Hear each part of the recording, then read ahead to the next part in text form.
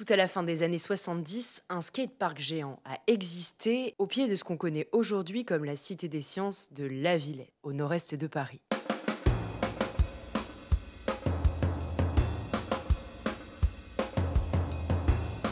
Et tout ça, ça s'est passé dans une période d'entre-deux, entre quartiers d'abattoirs abandonnés dès 1974 et parcs dédiés aux loisirs ouverts en 1987. Moi, je n'en avais jamais entendu parler de ce skatepark. J'ai appris ça sur un groupe de voisinage sur Facebook. Et je trouvais ça assez fou d'être passé à côté de cette histoire. C'est pas étonnant parce que ce skatepark a vécu très peu de temps, un peu plus d'1 an. Et globalement, il y a plus grand monde qui s'en souvient aujourd'hui.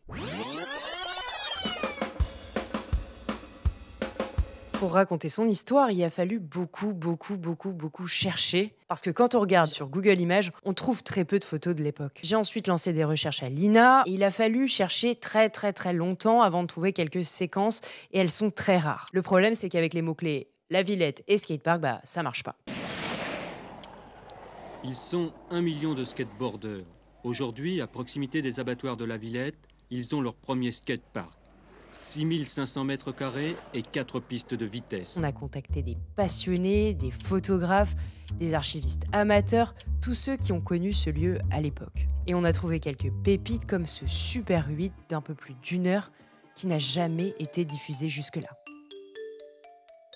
Et ce sont des souvenirs très précieux pour comprendre l'histoire du quartier de La Villette à Paris. L'un de ceux qui nous a le plus aidé, c'est Claude Quérel, ce Marseillais et passionné de skate, archiviste amateur, et c'est lui qui tient le site internet Endless Lines. Dans les années 70, on a beaucoup de choses sur la Villette. La Villette envahie par les skateurs. Ils évoquent le fait que c'est en allant au Trocadéro qu'il avait vu noir de monde un dimanche après-midi qu'un entrepreneur de bâtiment a pris conscience qu'il y avait là un besoin à satisfaire. Aidé de 2 amis qui reviennent des États-Unis et dont l'un est ingénieur en béton armé, l'autre promoteur-constructeur, il enquête longuement. Et en décembre 1977, il prend la décision de construire un skatepark. Je dirais que c'est vraiment 77-78, le gros bloc où on en voit dans tous les médias, à la télé. Vous serez les rois du skateboard. Je laisse tomber ma moto, ma guitare, mes vélos. Dans un élan puissant, je t'emmène tout là-haut. T'as Sylvie Vartan, la chanteuse, Sheila. Ici, tu as Dave, des magazines généralistes, même comme lui, qui en couverture fait ça. Ils font des photomontages avec des hommes politiques. Il y a le pape au Trocadéro, Jacques Chirac, ça va encore parler. Là, tu as Donald qui nous apprend à faire du skate. Quasiment tous mes copains étaient au moins montés une fois sur une planche. On trouvait les planches à la fois dans les magasins de sport généralistes, dans les supermarchés, dans les magasins de jouets. Les premiers prix étaient vraiment pas chers du tout. Ça, c'est une planche de 77. C'était une marque française, Banzai. Là, tu avais un montre-trottoir intégré.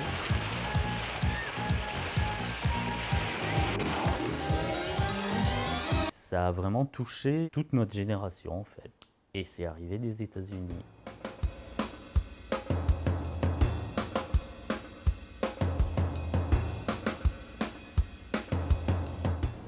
Ça, c'est le plan original de la Villette ? Ouais, l'intitulé, c'est Parc fédéral de la planche à roulettes. Il a fallu 3 mois pour le construire. Et c'est assez intéressant aussi parce qu'on a des vues de la construction. Donc là, on voit le Snake. Et là, on voit la construction de la fosse. Le modèle, il est strictement privé à cette époque. L'inauguration, c'est le 19 mai 1978. Les pistes avaient des couleurs, des numéros. C'est vraiment ce truc du ski, de la zone. 7 francs 50, 3 francs visiteurs. Ils faisaient payer aussi les gens qui regardaient ? Ouais, payer systématiquement pour aller au skatepark. Déjà, ça élimine une partie de la population. Il se prend aussi le truc d'un effet de mode, effectivement, qui, de toute manière, déjà commence à s'éroder fin 78. 79, c'est arrêt brutal et c'est mondial. Et donc le skate aussi il devient un truc has-been ou qui n'est plus à la mode, quoi. En 79, ça s'arrête et il reste justement quelques années en friche et en l'état. Et c'est de ces années de friche qu'ont surgi ces images très rares d'un skatepark à l'abandon. Un skater allemand m'écrit, il me dit je vais t'envoyer un truc et il m'envoie ça, un DVD gravé, Skatepark Paris, Old Boys Skater Films, Dortmund.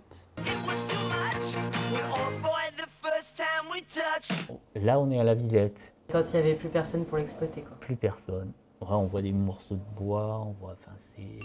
Sur presque 1 heure de rush, on voit donc ce groupe d'Allemands beaucoup s'amuser et le gigantisme aussi de ce fossé oublié.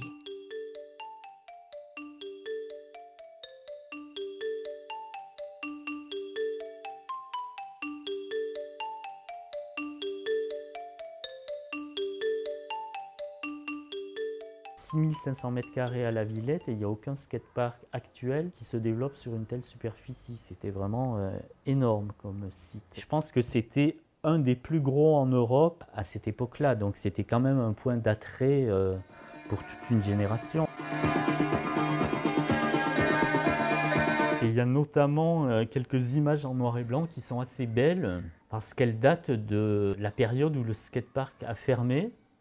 Et donc on voit que c'est un peu un terrain vague, et là aussi les grillages sont arrachés. C'était génial parce que là c'est du skate moderne, on va dire. Et des jeunes qui arrivent sur un environnement et qui essaient des choses. Et du coup la créativité, je trouve, enfin, ça saute aux yeux, quoi.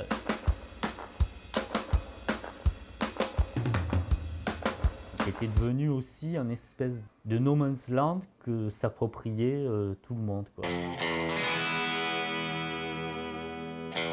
François Séjourné est l'auteur de ces dernières photos en noir et blanc, et lui aussi on l'a retrouvé à Paris. Parce que là il y a des photos où on voit vraiment plus le bâtiment derrière, ça me rappelle des souvenirs. C'est vrai que le t-shirt rouge c'est moi je crois sur les photos. J'ai pas mal d'archives en fait, jusqu'à la fin quand ça a été démoli quoi, en fait. C'était sympa, là derrière c'était la boutique en fait, donc ils vendaient des skates, des autocollants, des magazines. C'est moi à l'époque. C'est à la fin parce qu'on voit que les pelouses sont pas entretenues, là on voit un peu mieux. Ouais, c'était complètement à l'abandon quoi, il y avait des barbelés pour pas passer, il fallait pas y aller quoi, c'était un peu craignos entre guillemets. Bon, il y avait des bandes qui traînaient, ils avaient tous des surnoms en fait. Je sais plus, il y avait Connors, le traître. À l'époque, ils avaient rouvert la boutique et ils faisaient payer les petits gamins qui venaient, qui n'étaient pas au courant que c'était fermé. L'existence de cette parenthèse californienne correspond à une période très précise dans l'histoire de la Villette. Dès 1867, ce vaste territoire est dédié à l'abattage et à la vente de viande. Les abattoirs ont été rénovés au milieu des années 50 et c'est là que leur futur a commencé à être compromis. Parce que ce complexe industriel est trop gros, démesuré et trop coûteux. Ce que vous voyez là derrière les skaters, c'est la grande salle des ventes. Un bâtiment symbole de la démesure des travaux de rénovation. C'est un bâtiment monumental qui n'a jamais été terminé, jamais utilisé. Le seul moment où il a vraiment servi, c'est lorsqu'on l'a transformé en Cité des sciences et de l'industrie en 1986. C'était donc plutôt un bon endroit pour y implanter un grand skatepark, puisqu'il n'y avait pas grand-chose à y mettre d'autre pendant cette phase de transition. Et ce qui s'est passé après 1980, c'est un peu un mystère. Alors, je ne sais pas s'il est enterré ou ils l'ont détruit, je sais pas. Pour répondre à cette question, nous avons contacté beaucoup de gens. Les archivistes de l'établissement public du Parc de la Villette, de la Cité des Sciences, mais aussi le cabinet d'architectes qui a conçu la Cité des Sciences. On a aussi fouillé de nombreux documents des archives nationales sans rien trouver. Alors on a tenté de trouver des réponses auprès d'une vedette du skateboard des années 70. C'est Thierry Dupin, avec qui on est retourné sur les lieux 50 ans plus tard. Thierry Dupin, qui a 19 ans, c'est ça Thierry? C'est ça, oui, exactement. Je crois qu'on va se tutoyer, ça sera plus simple. Hein, c'est un souvenir, c'est impérissable. Oui, ça c'est moi. Ouais. Et sur l'une des premières photos du chantier du skatepark, c'est aussi lui. Voilà, je venais guetter les travaux.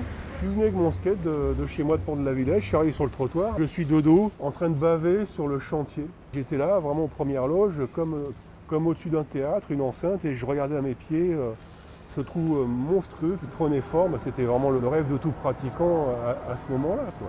Tout ce que vous avez en face, là, tout ce qui est en face, toutes ces brasseries, ces bars, c'était des boucheries. Sur le trottoir, il n'y avait que des gros bacs en aluminium avec avec les abats, les carcasses, les têtes de porc et j'en passe. C'était assez glauque quand même parce que ça dégoulinait dans le caniveau et c'est des survivants. Ça. Pour vous situer un peu mieux, le skatepark était ici, à l'emplacement actuel du parvis de la Cité des Sciences. Et c'est là précisément qu'on a déambulé avec Thierry Dupin pour tenter de trouver des vestiges. Le trou démarrait à peu près ici à 50 mètres. On s'est avancé, on est arrivé là. Ici, à l'origine, il y avait un vieux bâtiment avec une pendule, une tour. Voilà la pendule, elle est toujours là. Ah, l'horloge. Ouais. Cette pendule, on l'aperçoit dès la construction du skatepark, puis lors de sa période d'exploitation, en 1978. Là, on est au niveau de l'entrée. Là. Ah ben là, on descendait, c'est-à-dire que là, il y avait une légère pente gravillonnée avec de l'engazonnement de part et d'autre. Et oui, c'est l'équivalent de 2 étages en gros, hein. Ça descendait vraiment bien profond. Voici aussi des images de cette entrée dans un téléfilm de 1979.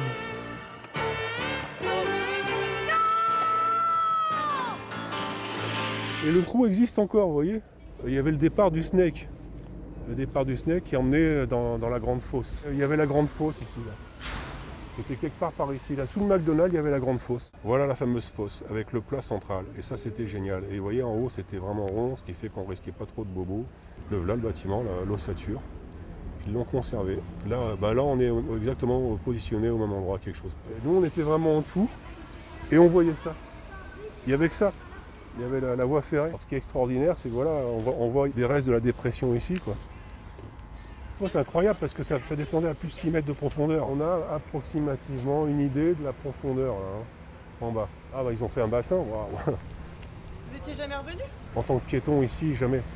Donc là, sous la dalle qu'on voit, il y a encore un niveau en dessous. Hein. C'est pour dire que c'était vraiment très très profond. Là, on a le pilier central ici, qu'on a sous les yeux. Quelque chose près, là sur la passerelle, là c'est la fin du skatepark ici, au milieu. Quand c'est tombé à l'abandon, ça commence à se remplir de flotte. C'est devenu un dépotoir. Il y en a qui balançaient des carcasses de mobylettes, ces trucs plus ou moins issus de l'arsen. C'était vraiment glauque. C'est devenu un lieu complètement louche. Il y avait du deal, il y avait de la prostitution. Et puis à partir de là, ma famille s'inquiétait, voulait plus que j'y aille. Bon.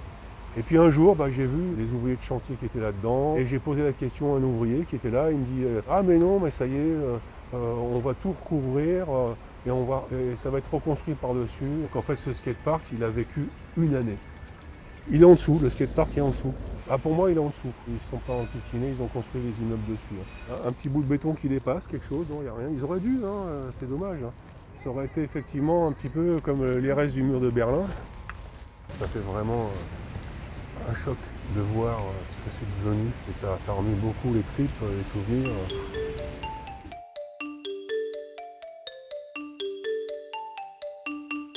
Après la mort silencieuse de ce temple du skate parisien, aucune autre infrastructure dédiée au skate ne l'a depuis dépassé en superficie à Paris. Et pour les amateurs d'aujourd'hui, les manques sont criants.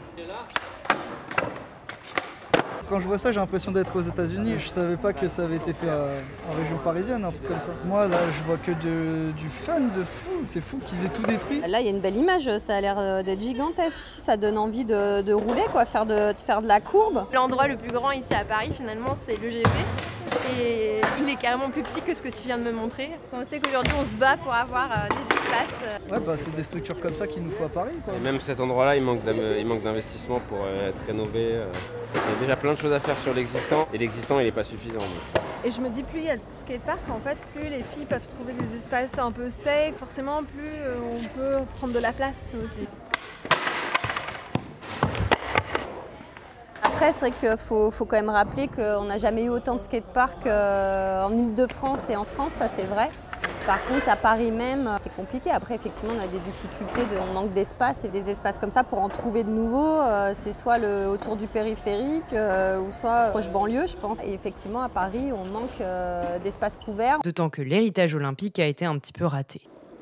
La famille des skateurs, quand on a appris que ça allait être un skatepark éphémère, oui, ça a été très dur pour nous. Hein. Vraiment, c'était une ineptie vu les millions qui ont été dépensés pour construire ce skatepark. Maintenant, on attend que la ville de Paris fasse un peu des efforts par rapport à ça. Ouais. Et finalement, c'est en allant interviewer Rémi Walter, un ancien tout jeune habitué de la Villette et fondateur de l'asso Paris Skate Culture, qu'on a fini par en savoir plus sur un éventuel héritier du skatepark de La Villette. Voilà, skateboard, voilà, c'est un peu l'histoire de ma vie. C'est moi, La Villette. C'était dans un magazine. Ça, c'est l'interview que j'ai fait à La Villette. J'ai quoi comme souvenir? C'est déjà quand j'étais en pension en banlieue et je passais devant avec le train et je voyais les gars en train de projeter le béton. J'hallucinais, quoi. Je me disais, mais waouh! C'était pas le skatepark le mieux fait de la Terre. On rêverait d'avoir ça aujourd'hui. Nous, aujourd'hui, on est fiers de cette histoire. Et on est toujours là, vous voyez, moi je suis toujours là, je suis toujours dans le skate. Et voilà, aujourd'hui j'essaye de renvoyer l'ascenseur en m'occupant des jeunes, en créant d'autres skateparks. Et ça, je vous l'annonce aujourd'hui peut-être en exclusivité même, c'est qu'aujourd'hui, la ville de Paris a acté le projet pour un vrai skatepark couvert de 5 à 6 000 m² intramuros pour un skatepark digne de la capitale, enfin. Et ce serait où? Alors, je ne peux pas vous dire pour l'instant, il y a plusieurs options, je ne peux pas tout vous dire, mais on y travaille. Le projet maintenant, il est sur les rails, il va se faire de la volonté de M. Rabadan, de Mme Hidalgo et aussi de la Fédération française de roller qui supporte ce projet qui est aussi un projet pour le haut niveau. Rémi Walter, il nous a confié que ce skatepark du futur, il ouvrirait à horizon 2028 et on sait désormais que 50 ans plus tard, La Villette a peut-être trouvé son digne héritier.